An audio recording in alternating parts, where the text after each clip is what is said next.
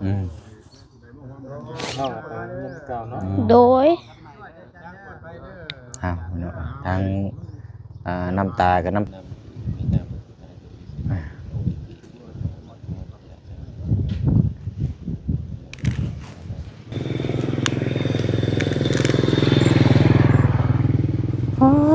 พี่น้องเนาะอันนี้รถทีมงานเนาะแล้วก็บวกกับทางรถพระอาจารย์มาแต่สกลนครเนาะ245เขาไปตัดสแลนพุ่นคักอยู่ดอกได้ใช่รถเจ้าจะมีกันนี่ออกจากท้ายรถเล่าแล้วใช้รถท้ายรถขวานะโอ้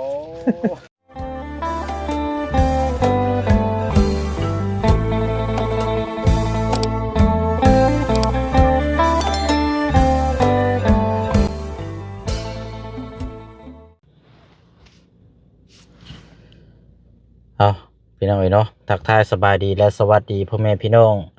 เบิดสุขุสุคนเด้อพี่น้องเนาะป้าโตจักเป็นหยังแม่ยาบาดนี่พี่น้องเอ้ย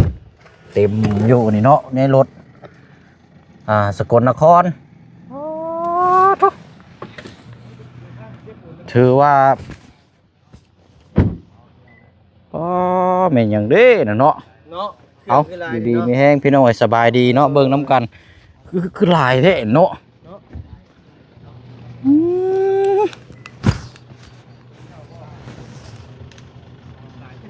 น่าจะเดินทางขึ้นเซโปนพอละโปรแจกเสื้อผ้านะแพง2 คันรถ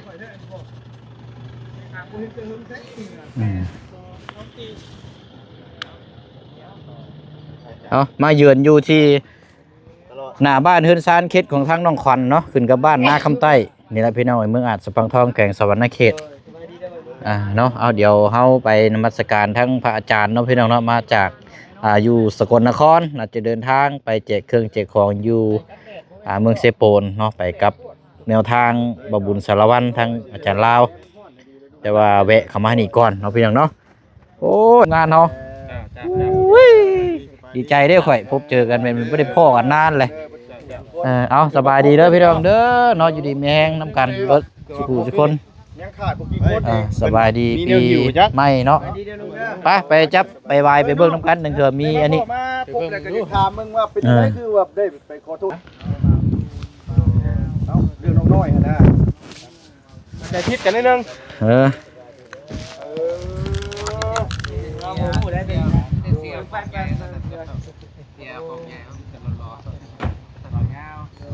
โอ้ทาง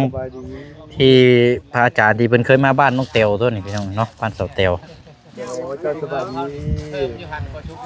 โดยเมื่อวานนี่พ่อกันอยู่กับพระอาจารย์เมื่อวานนั่นว่านั่งเล่นนั่นว่าอยู่เฮือนนั่นว่าบ่โทนบ่เพิ่นเคยล่าเมื่อวานนี่อาจารย์เพิ่นนอนอยู่วัดเลยมานิมนต์เพิ่นพุ่นละนิมนต์ญาอาจารย์พุ่นละเข้าในเพิ่นอยู่ครบเบิดอยู่บ่เพิ่นอยู่ครบบ่อยู่แต่น้องขวัญน้องอ้อแล้วทางน้องไปโรงเรียนบ่เนาะเดี๋ยวนิมนต์มันบ่ได้มีเนาะบ่ได้ซื้อน้ำไม่ใช่เนาะน้ำบ่มีอยู่บ่ข่อยซื้อมาอยู่ข่อยว่าสิพอดีแล้วซะเนาะซะเนาะเอาน้ำบ่ละนิมนต์ญาไปนั่งอยู่เตียงอยู่ในบ่ละเอื้อนน้องขอน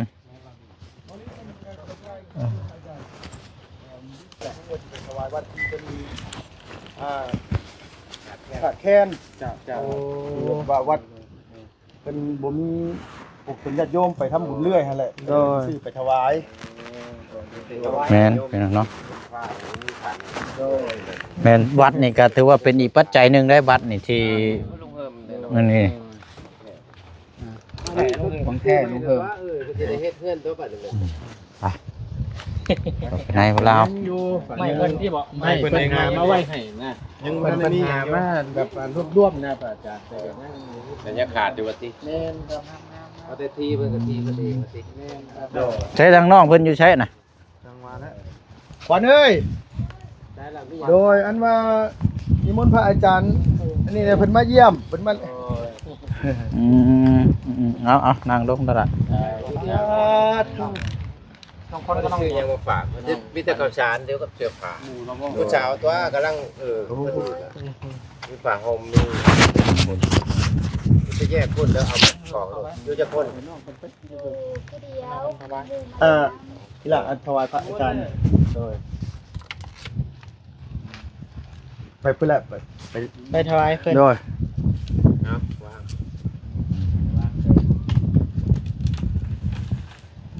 ย่านนี่ตื่นเต้น ไก่ผ้าเสียไส้ถือว่าเดี๋ยวลุงเฮิมเอาไปใส่ไก่ผ้าได้สะได้ไส้ได้บุญก็วันนี้ก็ที่ไปใช้ต่อแต่ห้องไปที่โพลต้องการเมินถูกต้องแม่นปะ บ่ไป ไปไม่ได้เอาเพิ่นมีมน เป็นวันพอไปนอนเพื่อนปลาบุญควันมาสั่นปืนไปพอลุงเฮิมมุดไปเพื่อนเบาลี่เดี๋ยวชอกหันไปพอเอามานี่มาผูกแขนบ่ให้ได้ผัวไงดีโชว์วิเศษนำมีนำ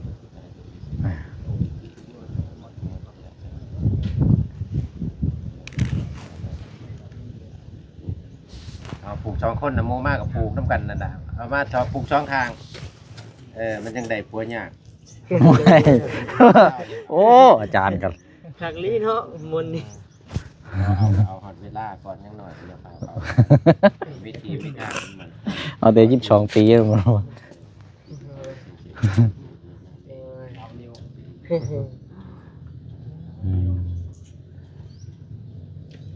คาถาผู้บ่าวมักดิแม่นนั่นธรรมดาเมตตามหานิยมแต่กับมดตั้งคาถาสำเร็จคาถาเมตตามหานิยมคาถาแคล้วคลาดปลอดภัยคนหาคนแพงวิจารเทวดาตรงแง่ไปที่เราไปอาจารย์จะไปคาดเชือผ้าให้นางอยู่2คนบ่กับน้องบ่โมมานำกับเชือผ้ากับพอดีล่ะ ทางนางนี่เพิ่นเว้าบ่ได้อาจารย์เพิ่นเป็น ไป เป็นใบ ลิ้นขาดบ่เฮ็ดแนวใด เพิ่นเว้าบ่ได้ตั้งแต่เกิด บ่ โดย เอาแล้วเว้ากันเฮ้ยจะได้เว้าจังซี่ภาษาใบ โดย กินข้าวเพิ่นว่าเป็นจังได๋เฮ็ดจังได๋อ๋อจังซี่กินน้ำกันซี่กัน โดย ที่ไหนไปเรียนอยู่ประชาใบ มีอยู่นะอันน้องผู้นึงเพิ่นน้อยมาไปน้ำมอลี่ ไปนำบ่ดีน้องลอย น้องเพิ่นบอก เป็นน้อง โดย เป็นน้องของผู้เสื้อแดงนี่ไง เดี๋ยวสิได้คัดเสื้อผ้าถือว่าใส่ มี3คนเนาะ โดย พี่นางก็เอาไปนำล่ะแจก ไปเรียนไปคัดเสื้อผ้า เอาอยู่ดีไม่แห้งสบายดีทั้งน้องคอนเนาะนำกันอีกรอบหนึงไปพุ่นบ่ไปเอาอยู่พุ่นบ่หรือว่ามาพี่อ๋อสิมาพี่บ่ไปซะเฮาพี่น้องเฮาไปเบิ่งตัวแทน สบายดี เจ้าก็ขึ้นเดือน ให้กันจันให้อยู่ โอ้เนาะ เห็นบ่ตัวน้อย จังหวะ ใช่น้องเจ้าได้ครับ น้องไปเรียน อ๋อน้องไปโรงเรียน โดย โอ้เฮียแล้วจ้ะ อาจารย์เด้ ได้จับกล้องเพิ่นป้ายไปในท้ายรถบ่ได้ปิดออกมาหา ผมเห็นอยู่พุ่นน่ะเขาหล่อลำๆไม่น้อยหรอก เรียบร้อย อยู่พุ่นละถามเขาว่าแซนครับเพิ่นในผม อีกแหละ เดี๋ยวป้ายไปในท้ายรถเฮารถ เห็นอยู่ท้ายรถดำๆมันเด้อยู่ท้ายรถโบนิวแต่ว่า มาให้จับเอาสิถุงเดี๋ยวจะส่งบ่ไปเบิ่งจ้ะ จะเช็คเบิ่งซะเนาะ ติดเลยเนาะ บ่ได้ทีมเนาะมาไม่ได้รถ อันนี้เว้าเรื่องอุปกรณ์ไม่กันซ่อนเนาะ นี่เป็นเยี่ยมมายามก่อน สินิมนต์นั่น ก่อน มันสาดบ่ล่ะ สาดหมดเลย สัตว์บ่มีวัตถุดิบ เดี๋ยวนี้เพิ่นมานั่งนี่ก็ได้นะ แล้วมันอากาศเย็น อันเพิ่นนั่งรูป บ่นี่แหละญาติครับนี่แหละธรรมชาติดี ไปละ เพราะว่าบ่ายโมง2โมงแล้วจบจะนี่จะว่าสิเดินทางเลยบ่จ๊ะ บ่ได้เข้าไปหาน้องน้อยบ่บ่ได้เข้าเนาะ ยังบ่ได้เข้าบ่อาจารย์ แม่ไปเลยนะ เพราะว่ามันโอ้เข้าไปในอันนั้นก็นักเติบได้ผู้เชี่ยวมาได้ 3 โมงน่ะ ผู้เชี่ยวฮอด5โมงแรงเนาะ 5 โมงแรกเพิ่นก็ต้องเข้า โมงรับโมงนอน รับมุงนอนนะ โมงเช้า ไปพักบ้านสิพักอยู่ไสแหละสิเซโปนหรือสะแล้วแหละ แต่ว่าเครื่องหลายเนาะ ในเครื่องลาย เข้าไป เข้าบ้านนอก คุณเด้อ เข้าบ้านน้องกิ๊กเมื่อกี้นี่นะอันเอาลงอยู่หั่นก็หลายเติบเสื้อผ้าผ้าห่ม เสื้อผ้าเดลายนี่ไปพุ่นละกลุ่มตาดสะแลนพุ่นละ เนาะ อาติเก่า ไปทางตาดสะแลนพุ่นแห ตา ละ ดสะแลนมันมีหลายหมู่บ้าน ก็จะเข้าหมู่บ้านวังเอ้ยอยู่ว่าอยากชวนบ่บุญเขาอยู่ว่าบ่ฮู้ว่าหนทางสิเป็นจังไดนั่นเอาไปลงหันจังบาทหมู่บ้านบ่ได้ใหญ่ปานใดเด้ ลองเบิ่งเนาะ เนาะ อันพอตาเครื่องของหลายเพียงพอมื้อเดินทางเดี๋ยวตาไปน้ำจันทร์ มื้อนั้นบ่ แม่นเพราะว่ามื้อนี้ป้ายทะเบียนรถ โอเค รถอยู่สวรรค์บ่ พอกันจะพุ่นเนาะบ่บุญบ้านป่าเด้ ถึงว่าเด้อทางนี้ ที่15 15บ่ อืม 13 14มื้อนั้น15 เพราะว่ามื้อนี้ว่าแล่นไปเก่งกอกอยู่แล้วนี่สิเป็นจังได๋ โอ้ ไปออกทางนี้ไปเลย โอเคโดย จังว่ากันเนาะอันนี้ก็เวียกงานกันยังอยู่พุ่นอยู่พี่ครับก็ติดตามอยู่พี่นํใช่ กำลังตัดเสื้อผ้าอยู่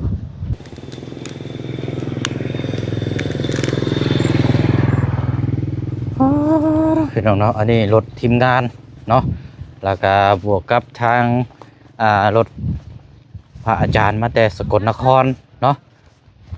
2 4 5 6คันเนาะแต่ว่าชุมเฮาบ่ได้ขึ้นไปพี่น้องเอ้ยมื้อนี้มีแต่ทางพระอาจารย์ทางว่าบุญสารวัตรเนาะนี่กำลังนำเอาเสื้อผ้าหน้าแพรเอาไปให้ทางน้องขอนเนาะอ๋อเต็มยัดอึงตึงเลยนี่พี่น้องอืม โอ้เนาะลายแล้วเนาะเสื้อผ้าเขาไปตัดสแลนพุ่นนะคักอยู่ดอก ไม่ใช่รถเจ้าจะมีน้ำ มันออกจากท้ายรถเล่าแล้วจากท้ายรถควายนะ โอ้ ปัญหาออกแล้วได้ บ่ เนี่ย อืม เอาออกจากท้ายรถท้ายรถไอ้พาจานหลักขึ้นรถควายแล้ว โดย มันยัดแน่นมาเลย บ่ได้หลายเกือบโอ้นี่ตอนนี้บ่ขายต่อบ่ติดตัวรถทิ้งเฮาเนี่ย บ่นิ้ว บ่เดียวบ่ ไปเบิ่แหละทางหน้าก็ จะซื้อเลขบ่ได้12ล้านซื้อให้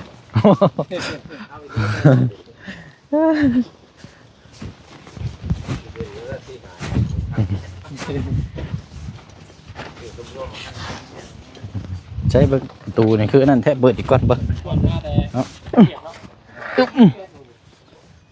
โอ้ เอา พาจานลูกกี่แล้วบริสุทธิ์ไงพาจานลูกกี่แล้วบริสุทธิ์ ตัวบ่สูงบ่บ่ได้สูงเด้ ว่าสูงเดียวกัน ส่วนมากคนสูงบอกให้ต่ำเด้เป็นทางเพราะว่าหมอบต้องหมอบก่อน นี่หยังเฮายังขาดมาห่มบ่ห่ม เอาเลยหอมเด้แน่หลายพื้นเลย ไปแล้วบ่ห่มเต็มอยู่นั่นน่ะ นี่วัด เลือกเอามา เดี๋ยวใส่เฮ็ดงานในการ หนาวอยู่หั่นแล้วแบ่งหมู่นำคนหนาวแม่กางเกงยีนเด้ เป็นยังไง ยีนหลายเด้ยีนวัยรุ่น เฮ็ด เออ เฮ็ดงานเฮ็ดอยู่เลย ไว้แล้วรถ เป่าเจ็ดสี มีอยู่คนนึงอยู่เก่งยิง นั่นแน่ยีนวัยรุ่นมีแต่งามๆเลย ตุ้มดำๆ ใหม่ๆครับบ่ได้ใช้ ขึ้นแต่งาม เหมาะ เนาะ เลยแหละครับ อุ่นอากาศหนาวๆบัดนี้เนาะอุ่นตอนนี้และอุ่นเพลง ตุ้ แล้ว มนะครับ เอาถุงไว้นี่ละว่าเราเอากลับแล้ว อ๋อถุงให้เพิ่นเลยเนาะ เออ ให้เพิ่นเอาใส่เสื้อผงเสื้อผ้าเนี่ย นิมนต์อาจารย์เพิ่นมานั่ง แม่นแม่น จัด วัดที่ทาย เอาไว้มุมใดมุมหนึงก็ได้ ผู้มอบดิ ให้เพิ่น ขอบตื่นให้เพิ่น ให้เพิ่นขอ เอานั่งลงลูกนั่ง นั่งให้น้องควัน น้ำทำน้ำเพิ่นเด้อ เอาเกงยีนอยู่ เลย พ่อได้ใช้กับแบงโมใส่ ท่านเหลือใส่กับ แม่น ไปใส่ประดาประลาบประแดกบอกชานก็แบ่งกันน้อยตามไม่ตามเกิด โอ้ยเนาะอันพอกับแม่เราอยู่ปากช่องแดนนาวนี่เห็นอย่างช่วงสิดีใจพี่น้องเนาะ แม่ อัน นี่ นี้ ไป ไป ช่องบ่ไปเฮ็ดเวียกส่งกาแฟ ไปเก็บหมักกาแฟ เฮ็ดงาน อ่า อาจารย์ก็บ่มีหยังสมทบให้ไปซื้อพริกเกลือเกลือบ่ได้ เด้อ ช่องแชร์ มาลูกละ ตึก12ล้านที่มาสร้างบ้าน ได้ ให้ ฮู้ หลั อง ยู่ว่าเพิ่นมา นึ แต่ ง ไสโจ มาแต่ไทย มาแต่ไทยเนาะ โดย ได้มาแต่ไทยอ๋อพระอาจารย์เหรอจังหวะมาแต่ไทย มาจากอุบลนะว่า สกลนคร สกล ที่มาหาซาเตียวตอนนั้นก็แม่นนั่นนะครับเนาะ แม่นอาจารย์นี่ก็ มาหลายเทื่อแล้ว มาหลายเทื่อแล้วไปบ้านหัวย่างก็ สอง 2เทื่อแล้วเนาะอาจารย์เนาะ ผ่านไปผ่านมา เพิ่นฮู้เบิดแล้วเท่านี้นะ มาโคก็3รอบ แต่พานเนี่ยเป็นชิปพานหัน เป็นลักชับหาครับจำพรแน่ซัมเบอรี่กับหลายรอบ อ๋อ ชิปไปมาแกก็เลื่อยนั่นพี่น้องทั้งใส่จมูกหรือสิให้ไปหาเดี๋ยวก่อนว่าซั่นเอามาทั้งพี่ก่อนเอาทั้งพุ่นเขาเจ้าผู้ไทยเขาเจ้าบ่อื่นพอได้ยินมีส่วนอย่างเลย ครับ ส่วนอย่างเขาอย่างราคาดีโล3เท่าไหร่10ตัว10กว่าพันกิน67 15 16 เจ้าปลูกยางทั้งนั้นเนาะ แม่นโล30 บาทไทยถ้าเพิ่นไปเอาเก่งยีนไม่แต่งามๆเลยเอาไว้ลุ่มหลายครับมาก่อนมือพ่อนก่อนก็ได้นั่งสิไปทั้ง เป็นอยู่บ่ ไปต่อ ทุกคนบอลหนึ่ง มันจบจากนี่ก็แม่นเดินทางเลยบัดนี้เนาะ ที่ว่าจะเข้านอกนอกแล้ว อย่ามันคำ ค แม่น พอดี ทา นะ งมันก็เนาะสุดยอดเลย ยาวไกล 3 โมงฮอดพุ่นก็5 โมง 6 โมงแล้ว พอดีหอดแล้วคนเขาทำจริงพอดีกูอยากให้มันคำละเอาเลยเนาะ พอดีฮอด ไปกระจายกัน ซึมพอดีเลย หัวนอนในป่ามันก็นอนโรงเรียนบันเฉลวนอนพี่อ่ำกันมึงอย่ามากวนกูบักฮานะบอกประชาเราเทิงเฉยแพ้บุญไปเด้อขน่อยไปใช้พูดรักเขาป้าปันบอกว่า เอ้าใกล้ผีวิชาเลย บอกมันนั้นคนตายพอดีมันบอก โดยแม่ เพิ่นฟังแล้วเขาไปนอนไปพอดี โอ้ที่ไปแจกเสื้อผ้านั่นย่าบ่แจกอยู่โรงเรียนมันน่ะ โยมเฮียน อาจารย์เนาะที่ทั้ง ยุ่ม อั กัน น หอบ ทั้งอาเจืองว่าไปรถบ่ทันทั้งมีตู้นั่นรถ บ่แตก ว่าเกิดอุบัติเหตุเจ็บหยังสักอย่างในสู่เด็กน้อยบ่ได้ว่าซั่นเอาแจกเสื้อผ้า บอกกันทันได้ ผู้เฒ่าทันได้แจกช่ำเจ้าหนุ่มเลยเด้ เอามากองก่อน ป้า ทุกกันล่ะ เขตแค่ปักใต้แห้ง แล้วพูนเย็บมาให้ผู้หนึง ดูดรถน้ำบุท่าน เนาะ บ่ได้ว่าเพิ่น เบิ่งแหน่นี่ บ่ได้ ดูแลเด้ คอยฟังแล้วก็ บ่ได้เข้าโรงเรียนแน่ก็บ่ได้อบรม โอ้ การช่วยพิวอะไรเรา ผ่าเดืองเอาบ่อยู่นี่ก็ยอมเลยเว้ยก็บ่ไหวเนาะ เราสอนให้ฟัง บ่ได้ว่า เขตปักใต้แห้ง ลูกหลาน โหดกว่าทางนี้ซั่นเนาะ คนนี้ครับพี่น้องเนาะยันมา แต่ภาคใต้บางหมองก็ดีอยู่แถวเช่น อาจารย์เพื่อนเนาะพี่น้อง ไปในศาลาหอแจกเพิ่นก็นั่งเป็นแถวบอก มา บิณฑบาตไปเมืองคงประปาได้ปัจจัยช่องกระสอบผมนั่นทุ่งใหญ่ๆนั่นไปแจกหันเพิ่นเอาแล้วนี่เฮาก็สิเมื่อบ้านโคกเฮาตัวอันนั้นบ่เอาบ่ยาวอยู่บ้านได้บ่มันอยู่บ้านโคก อยู่บ้านโคกเดมาเมียอยู่ซิโน่ครับ เอาเมียเซโน ครับ เอาเมียใหม่ล่ะบัดนี้ ไม่ใหม่เลยครับ อ๋อโหอยู่ผู้เก่าคือไผชอบอยู่ครับไม่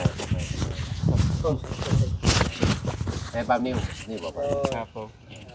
มีใครชิ ประธานเฮาแน่นอนอยู่แล้วแต่ว่า แน่นอนนี่คืออย่างครับ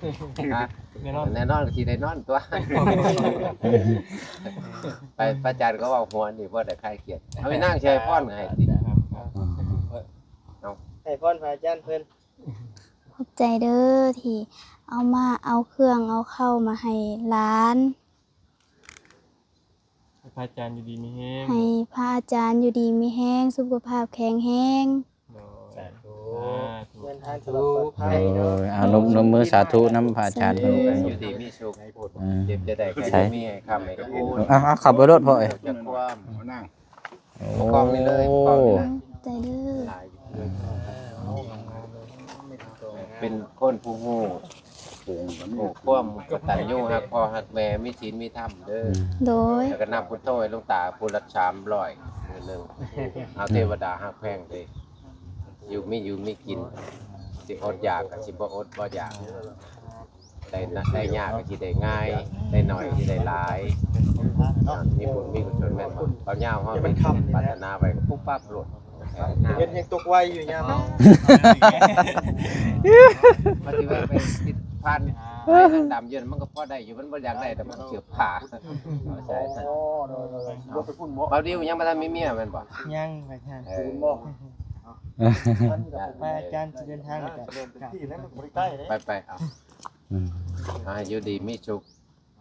มันมีสีสุขห่างทุกข์ห่างโศกห่างโรคห่างภัยเจ็บอย่าได้ใครอย่ามีอยู่ดีมีแห้งคนหาคนแพง ช่อง YouTube ติดตามหลายๆโฆษณาก็หลายๆมีความหักแม่หักก็ตามคำสู้ซื้อรถใหม่ไปแดงพลคันจองคันเด้อ นั่นแหละอยากไล่นะอาจารย์ เนาะ ที่ไปแล้วจะดีแก่ละ โอ้เอาเนาะ ซื้อยังก่อนลืมซื้อหรือไหม เสียง ว่าเสียง ยังบ่ทันได้เป็นจานนี่มันชื่อ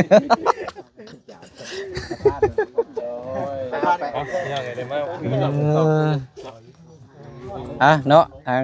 มันก็สิเดินทางแล้วบัดนี้โอ้ยเอาถือว่าเป็นบุญนำโชคล้นทับเลยมื้อนี้เนาะทั้งน้องคอนน้องคอนแล้วก็ ดีใจตื่นเต้น มีเคยพามาเรียนรักษาหรือบ่ บ่เคย บ่เคยเนาะ โดย พอแม่เห็นคือสิปลื้มนะเนาะ โดย โอ้ยสุดแล้วบ่ยาวเลย มีบุญนะเจ้า เบิ่งคาราวานรถเนี่ยมันรู้สึกว่าแบบสำหรับอ้ายเห็นได้มันบ่ค่อยเกิดนะเอาง่ายๆซั่น เจ้าคนมีบุญเด้ อืม พระอาจารย์เพิ่นมาเรียนรักษานางเลย แต่สำหรับทางชุมอ้ายก็อีกแนวนึงนะแต่ว่านี่ทางพระอาจารย์นี่คือสิ่งที่เฮานับถือกราบไหว้แล้วก็ไปวัดไปว่าซุมื้ออยู่แล้วนะบัดนี้เพิ่นเอานำเบิ่งเนี่ยมีแต่แนวแบบแนว ดีเนาะ ก็ยกมือสาธุโมทนาบุญนำทางพระอาจารย์เพิ่นนั่นล่ะเด้อ ให้ได้เลย ดีใจนำเนาะ ให้บ่ให้ อืม น้องไปเรียนเก่าเนาะ โดย เนาะทางน้ำตากับน้ำตาดีใจเนาะความสุขความที่เฮาได้รับโอ้ย มีบุญแล้วเป็นพระอาจารย์เพิ่นมาเยี่ยมมายามพระราชาน่ะเนาะยังไง โดย ก็ให้อันผู้ใหญ่เพิ่นซอยเด้อ โดย สมทบเนาะบ้านเฮือนซานานแพทย์เนาะอหย่างต่าง เพราะว่าเฮียนเราก็ไม่ตกกับก็มีการเกิด ๆคันว่าเฮาเพิ่มก็บ่หลายปานใดเนาะ แม่น เพราะว่าเสาก็มีนี่เด้ เฮาก็บ่ได้นับจาก1ขึ้นไป เฮาบ่นับต้นจากศูนย์ เจ้า ว่าทางครอบครัวนี่ทางพ่อกับแม่ก็คือตั้งมุกตั้งใจอยากได้เฮือน อยากมาให้สร้างให้ลูกอยู่นั่นแหละเพื่อความสะดวกสบาย เพราะว่าคือสิ่งที่เราเห็นตัวนี้แหล้วพี่น้องบ้านเนินชาลานแป้นนี่ความปลอดภัยนี่บ่มีหยังเด้อนี่ซองนี่ บ่มีแหละผู้หญิงอยู่ร่วมกันพร้อมแน่พี่น้องเรื่องเด้อ เอาดีใจนำเด้อล่ะเด้อ โดย มือสาธุโมทนาบุญกับทางพระอาจารย์แล้วก็เครื่องของกับพระกันจัดแจงแล้วแต่ทางเจ้าเด้อ โดย สิแบ่งให้ไผแล้วก็หรือว่าจังไดก็นั่นแหละเด้อ โดย ขึ้นอยู่กับเฮาเองเนาะเฮาเฮ็ดดีเฮาก็ได้ดีเฮาเฮ็ดชั่วก็ได้ชั่วคือเพิ่นเว้าอันนี้มันขึ้นอยู่กับเฮาสร้างเบิดทุกสิ่งทุกอย่างเอา จะรักษาความดีไว้ดูล่ะรักษาความขยันไว้อันไหนที่เจ้าเคยเฮ็ดเจ้าก็เฮ็ดคือเก่านะ โดย มันกลับมาหาเจ้าอยู่เนาะความดี ใจเมื่อกี้ชื่อที่อย่างนี้ใจ พี่น้องเนาะดีเพิ่นตื่นจันใจน้ำน้องเพิ่นพี่น้องไงมื้อนี้บ่ยาวกันแล้วเนาะ เด้อ โอ้เราดูหมดกันน้องจับนั่นจะมี ใจน้ำละ ไปซะเนาะเดี๋ยวจังว่าจังคุยนํกันเนาะวันทางอาจารย์เพิ่นก็สิได้กลับแล้วเดี๋ยวส่งให้เพิ่นอีกเทื่อนึงก่อน เพิ่นกลับบ้านเด้อเด้อ โดย เดี๋ยวเอาอยู่ดีไม่แห้งล่ะเอาสบายดีเนาะ สบายดี ไม่เช็คนี่ไปเนาะเดี๋ยวจังมาติดตามเบิ่งนํกันอีกเนาะพี่เนาะมาเป็นคาราวานเลยมื้อนี้ถือว่าเป็นบุญที่โอ้ต้อนรับอย่างดีเด้อนี่พี่น้องเอ้ยเนาะวันนี้มีโอกาสง่ายๆได้ว่าสิได้พบเจอแบบนี้นี่หนึ่งมาก็แม่นทีมงานเพื่อสิได้พบพ่อกันแล้วก็นี่แหละพี่น้องมันบรรจงพอดีเลยนะพี่น้องเนาะก็ถือว่าเป็นบุญกุศลเนาะที่พบเจอกันมื้อนี้ไปเนาะลาพี่ลาน้องไปก่อนเด้อเนาะยังบ่ทันได้กลับพี่น้องเดี๋ยวจะมาต่อนํกันอีกเนาะนี่ทั้งอาจารย์เพิ่นสิเดินทางขึ้นไปเซโปนมื้ออื่นถ้าว่าเป็นยังบ่ทันได้กลับก็พบเจอกันอยู่พุ่นละพี่น้องไอ้เซโปนเนาะเพราะว่าบ่เช่นเกิดสิเดินทางมื้ออื่นเนาะเอาฝากพี่ฝากน้องกดติดตามเป็นกำลังใจคือเก่าคือเดิมเลยพี่น้องเด้อคลิปนี้ลาไปก่อนเนาะดำๆไปด้วยเบิดสุขุสุคนบ๊ายบายพี่น้องเนาะสบายดี